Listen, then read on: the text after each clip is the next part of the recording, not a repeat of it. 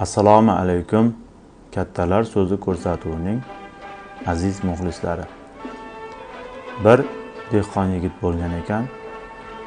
Kunlardan bir kuni bozor aylanib yursa, xotini bir ajoyib ko'ylakka ko'zi tushib qolibdi.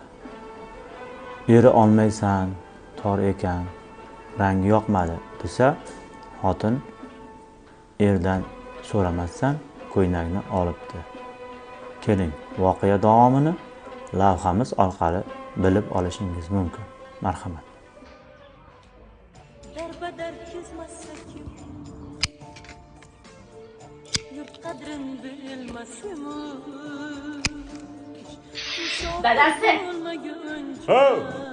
Tega gulli ko'ylagim qani? Ortish katta turdi-yu.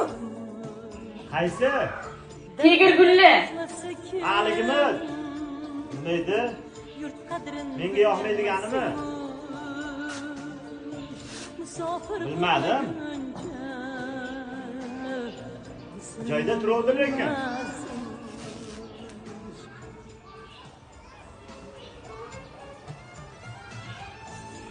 Yigit to'g'ri qildimi, yo'qmi?